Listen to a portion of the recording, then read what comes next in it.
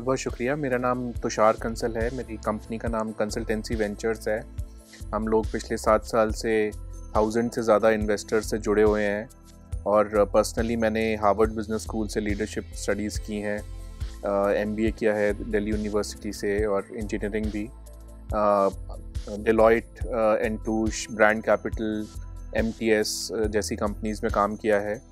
Consultancy ventures में हमें recently doctor Kiran Bedi से अवार्ड मिला बेस्ट स्टार्टअप सपोर्टर का।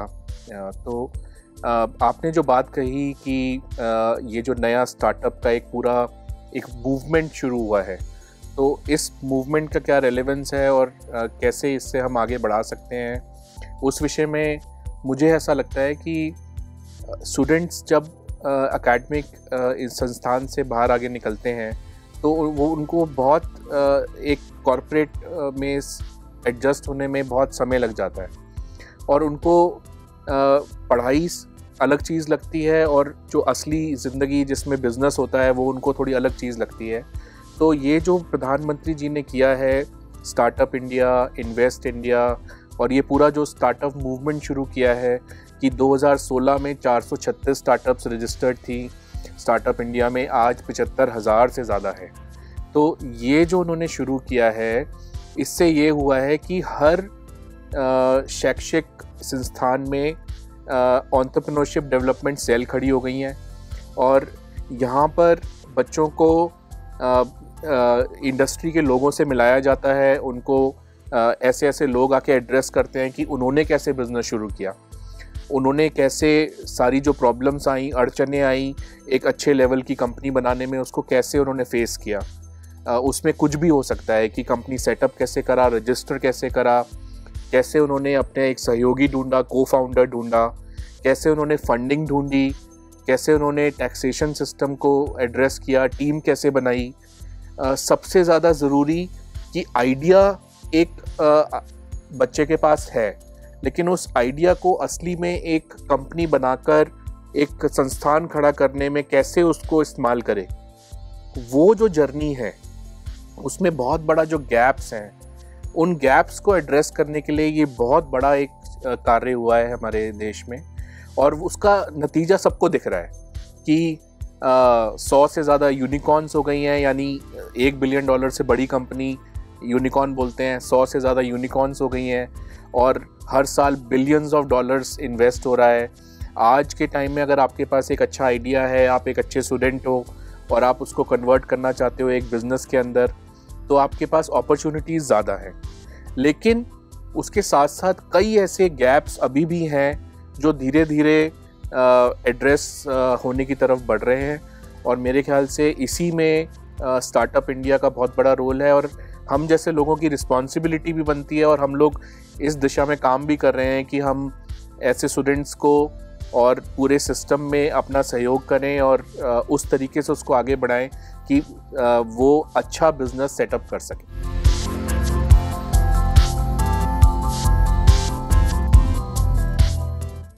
ये 80% से भी ज़्यादा रेट है फेलियर का। ऑलमोस्ट 92% स्टार्टअप्स बंद हो जाते हैं या आगे जिस फॉर्म में शुरू हुए थे उस फॉर्म में आगे नहीं बढ़ पाते और उसका रीज़न बहुत सारे हैं, लेकिन सबसे बड़ा रीज़न जो मुझे लगता है वो ये है कि हम जिस प्रॉब्लम को सॉल्व करने चले थे, हमने उस प्रॉब्लम को ही शायद ढंग से नहीं समझा।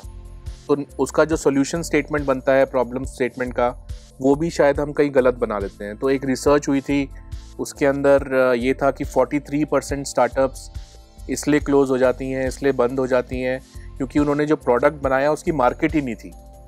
तो आप एक टेक्नोलॉजी, आप एक कंप्यूटर इंजीनियर हैं, आपने एक टेक्नोलॉजी का बहुत समझ है और आप एज अ टेक्नोलॉजिस्ट उस प्रोडक्ट को बनाते हो, तो आप कस्टमर फीडबैक को यूज़ नहीं करते, प्राइमरी और सेकेंडरी रिसर्च को यूज़ नहीं करते, प्रॉपर आपका प्रोडक्ट नहीं बना तो प्रोडक्ट मार्केट फिट भी नहीं बना। प्रोडक्ट मार्केट फिट का मतलब ये है कि वो प्रोडक्ट किस रेट पे बिके, किस तरीके से चैनल से बिके मार्केट में, किस प्राइस पे बिके, अगर उसको 3 से ज़्यादा 4 से ज़्यादा टाइप बनाने हैं अलग अलग प्राइस के, वो कैसे बनाए जाएं।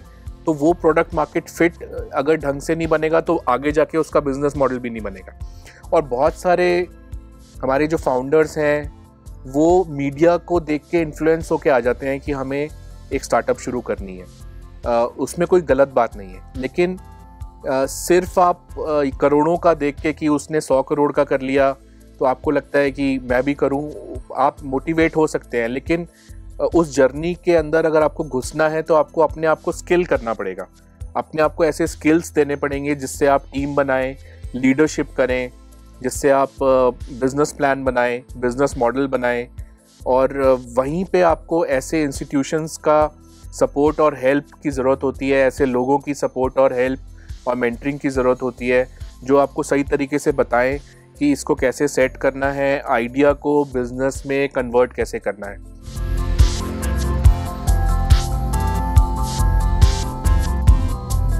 आप सपोज़ कोई इंजीनियरिंग का कोर्स कर रहे हैं, अब ज़रूरी तो नहीं है कि आपको टेक्नोलॉजी पसंद हो, लेकिन आप कर रहे हैं कोर्स। अंदर से आप एक एनवायरमेंटलिस्ट हैं, आपको नेचर पसंद है कि नेचर का ख्याल रखा जाए, तो आपको फिर उसी दिशा में जाके बिज़नेस बनाना चाहिए।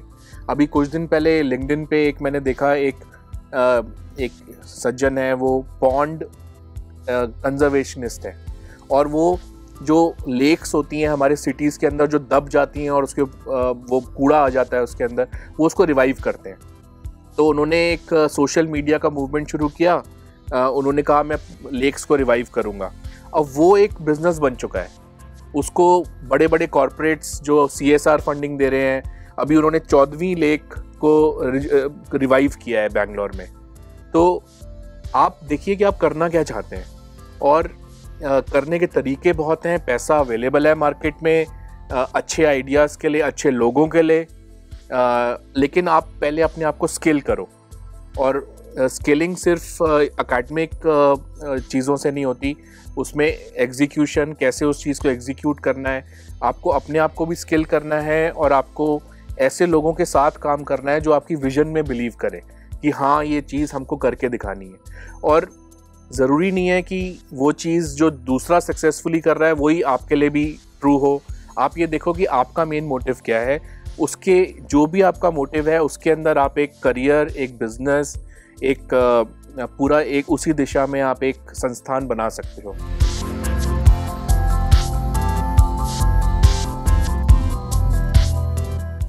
देखिए, आप या तो कोई नई चीज़ क्रिएट कर सकते हैं, लेकिन आप कोई एग्जिस्टिंग चीज़ को भी इम्प्रूव कर सकते हैं। अब जिस दिन आप ये मानने चले कि ये चीज़ बेस्ट है, ये इम्प्रूव नहीं हो सकती, ये इससे ज़्यादा बेटर नहीं हो सकती, उसी दिन आपको मतलब इसका मतलब आपकी जर्नी रुक गई। अब मैं आपको एग्जांपल देता हूँ स्काइप का। स्काइप जब लोग यूज़ करते थे वीडियो कॉल्स के लिए, तो लोगों को लगता था कि स्काइप इज़ द बेस्ट, और इसलिए माइक्रोसॉफ्ट जैसी कंपनी ने स्काइप खरीद लिया। और उसके बाद और ऐसे कुछ सॉफ्टवेयर्स थे जो वीडियो कॉल्स के लिए यूज़ होते थे। लेकिन जब कोरोना आया, तो मुझे याद है कोरोना से पहले एक हांगकांग वाले उनसे बात हो रही थी मेरी, तो वो कहते थे जूम कॉल पे आ। मैं कहता था ये जूम क्या है? तो उन्होंने मुझे बोला नहीं तो जूम पे आ, मैं स्काइप पे नहीं आऊँगा, बिकॉज जूम मुझे बहुत पसंद है। तो वो अपनी सारी बिजनेस कॉल्स के लिए जूम यूज़ करते थे और सबको बोलते थे आप जूम पे आओ। तो फर्स्ट टाइम मैंने जब जूम यूज़ करा, मैंने ऐसे फीचर्स देखे जो मुझे लगता ही नहीं था कि पॉसिबल है। तो जो जूम के ओनर्स थे वो इसी बैकग्राउंड से थे, वो इसी इंडस्ट्री से थे, लेकिन उन्होंने ये सोचा कि ये प्रोडक्ट अभी बहुत ज़्यादा इम्प्रूव हो सकता है। उन्होंने कन्विक्शन रखी, उन्होंने नई कंपनी खोली, जूम खोली, उसमें इन्वेस्टमेंट करवाया, फिर उसको प्रोडक्ट को डेवलप कराया। और जब समय आपके साथ होता है, कोरोना आया और जूम फ्रॉम लाइक $1.5 बिलियन की कंपनी थी, और जब कोरोना आया तो 42-43 बिलियन डॉलर्स की हो गई, ऑलमोस्ट 20 टाइम्स। तो जब सही समय आएगा तो आपका कन्विक्शन मार्केट उठाएगी और कहीं ना कहीं आपको सक्सेस मिलेगी। तो वो जूम जो आज एक प्रोडक्ट है, आज वो घर घर में यूज़ हो रहा है। तो बेसिकली आपका जो किसी चीज़ की समझ अच्छी होनी चाहिए, सेक्टर की, प्रोडक्ट की, या फिर आप कुछ ऐसा करना चाहते हैं। आजकल तो इम्पैक्ट के ऊपर बहुत काम हो रहा है कि आप एनवायरमेंटल, सोशल, कॉर्पोरेट गवर्नेंस, यानी कि आप इन्वायरमेंट के लिए कुछ करो, अभी क्लाइमेट के ऊपर इतना एक्शन है, इतना पैसा डल रहा है, या फिर आप सोशल कॉजेज़ के लिए करो, वुमेन पार्टिसिपेशन को बोर्ड ऑफ डायरेक्टर्स में, टीम्स के अंदर बढ़ाओ, उसके लिए भी बहुत मनी अवेलेबल है अगर आप उसमें कुछ कंपनी सेटअप करते हो। या फिर कॉर्पोरेट गवर्नेंस की करप्शन कम हो, रेड टेप कम हो कंपनीज़ में, अच्छी तरह से वो कंपनीज चलें और अच्छे लीगल तरीके से काम करें, उसमें भी बहुत इन्वेस्टमेंट है, बहुत पैसा हो रहा है, बिकॉज ऑल राउंड अवेयरनेस बहुत है। तो आपको बहुत अच्छी रीडिंग करते रहने चाहिए, उसके साथ अच्छे लोगों से आपको एडवाइस लेनी चाहिए, अच्छे संस्थानों से जुड़ना चाहिए, और आपको एक अपनी जिस दिशा में आप करना चाहते हो उसमें मैं कई स्टूडेंट्स को एडवाइस करता हूँ कि आप अपना सोशल मीडिया पे ब्लॉग लिखो, मीडियम पे ब्लॉग लिखो, लोग उसको सोशल मीडिया पे डालो, लोग कमेंट करेंगे, आपको नए पर्सपेक्टिव्स पता चलेंगे कि ये जो मैं सोच रहा हूँ ये एक्चुअल में इसके ऊपर बाकी लोगों की क्या राय है, और जो इस सेक्टर से हैं। तो आप अपने आप को अवेयर करो, आप इवेंट्स में जाओ, आप विजिटिंग कार्ड एक्सचेंज करो, आप लोगों से बात करो, आपको अपनी राह और अपना रास्ता ज़रूर मिलेगा।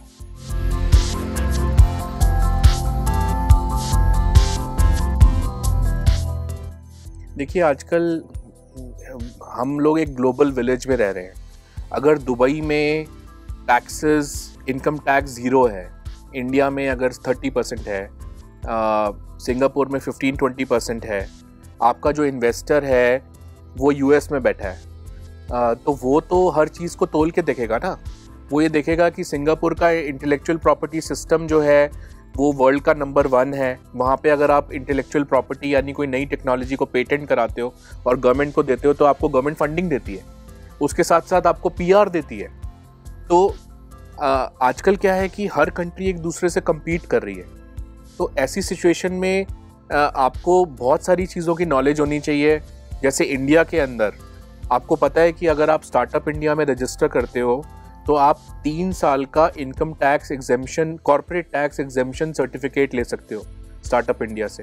तो 3 साल तक आपको कॉर्पोरेट टैक्सेस नहीं देने। तो अभी मेरे पास दुबई से एक कॉर्पोरेट आए थे कि हम इंडिया में सेट करना चाहते हैं और हम कैसे इसमें टैक्सेशन एडवांटेज लें। तो ये एक चीज़ है। दूसरा, आइडिया को सेटअप करने में कंपनी कहाँ सेटअप करो, टैक्सेशन स्ट्रक्चर क्या है, कंपनी किस तरीके की सेटअप करो, प्रोप्राइटरशिप करो, पार्टनरशिप करो, प्राइवेट लिमिटेड करो, लिमिटेड पार्टनरशिप करो, वो एक दूसरी चीज़ है। तीसरी चीज़ है कि आप जो टीम है उसको कहाँ रखना चाहते हो, इंडिया में रखना चाहते हो, बाहर रखना चाहते हो, क्योंकि फंडिंग जो अवेलेबल है वो इंटरनेशनल है। आपको हांगकांग का आदमी भी पैसा डाल सकता है, सिंगापुर का भी डाल सकता है, इंडिया का भी डाल सकता है, दुबई वाला भी डाल सकता है, यूएस वाला भी डाल सकता है, यूके वाला भी डाल सकता है। तो सब कंट्रीज़ का एक कंपैरिजन हो जाता है। तो आइडिया से आगे बढ़ने के अंदर कंपनी सेटअप एक चीज़ है, फिर टीम बनाना एक चीज़ है, उसके बाद आप जो प्रोडक्ट बना रहे हो उसके अंदर क्या रिसोर्सेज आपको चाहिए, आपको कैसी टेक्नोलॉजी चाहिए, उस टेक्नोलॉजी को हमें पेटेंट कराना है या नहीं कराना है, हमारा एंड कस्टमर कहाँ है, हम इंडिया में बेचेंगे, बाहर बेचेंगे, तो चैनल्स क्या रहेंगे। तो आपको वो पूरे स्पेशलिस्ट लोग चाहिए जो उस चीज़ को मैनेज करें। और आजकल सब चीज़ ऑफ द शेल्फ अवेलेबल है।